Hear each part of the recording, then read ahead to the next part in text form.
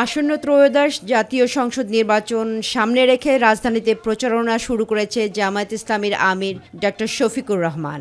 সন্ধ্যায় ঢাকা ১৫ আসনে কাজীপাড়া কেন্দ্রীয় জামে মসজিদ থেকে নির্বাচনী গণসংযোগ শুরু করেন তিনি। এ সময় নিজ এলাকায় ভোটারদের সঙ্গে কুশল বিনিময় করেন জামায়াত আমির। দুর্নীতিমুক্ত ও বৈষম্যহীন বাংলাদেশ গড়তে দাঁড়িপাল্লায় ভোট দেওয়ার আহ্বান জানান তিনি।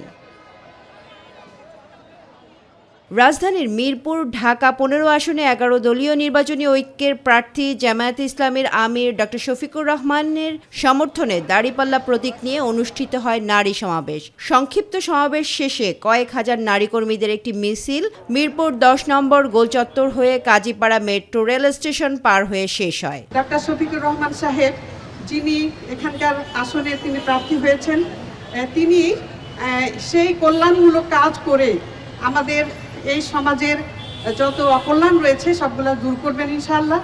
এবং দূর করার পরেই আমরা একটি মানবিক ন্যায় ইনসাফপূর্ণ সমাজ পাবো। আর সেই লক্ষ্যে আজকে আমরা এখানে একতাবদ্ধ হয়েছি।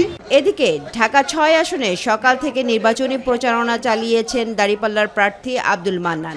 এছাড়াও ঢাকা ৫ আসনে জামায়াত প্রার্থী কামাল হোসেনের নির্বাচনী সমাবেশ অনুষ্ঠিত হয়েছে। আগামী ১২ তারিখে নির্ধারণ হবে।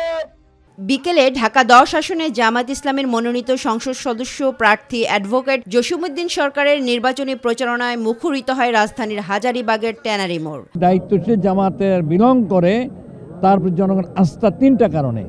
১ নম্বর, তারা খোদাভীরু, তারা প্রত্যেক কাজের জবাব দিয়ে করবে আল্লাহর কাছে। এই জন্য তারা করাপশন করবে না, ছিনতাই চাঁদাবাজি তারা নিজেরা করবে না, প্রশ্রয় দেবে না। আমার চরিত্রে এ ধরনের কোনো কালিমা নাই। এই কারণে এই এলাকাবাসী মনে করে জসিমউদ্দিন সরকারকে ভোট দিলে চাঁদামুক্ত এলাকা গঠিত হবে ইনশাআল্লাহ, সন্ত্রাস মুক্ত এলাকা গঠিত হবে ইনশাআল্লাহ। আর যে সমস্ত বিরাজিত সমস্যা রয়েছে, কিশোর গ্যাং, যানজট, এরপরে সেখানকার মাদক এবং সেখানকার রাস্তাঘাটে যে সমস্ত ছিনতাই, খেলার কোনো মাঠ নাই, এই বিষয়গুলি সমাধানের জন্য আমি বাস্তব উদ্যোগ নেব, এটা জনগণ মনে করে। এছাড়া রাজধানীর সোনারগাঁও হোটেলে বাংলাদেশ জামায়াত ইসলামীর উদ্যোগে আয়োজিত আলোচনা সভায় ঢাকাকে একটি বাসযোগ্য ও মানবিক নগরীতে পরিণত করার লক্ষ্যে পরিকল্পনামূলক আলোচনা করেন অভিজ্ঞ শিক্ষাবিদ, গবেষক এবং প্রকৌশলীরা। তামান্না সাদিকা, মাই টিভি, ঢাকা।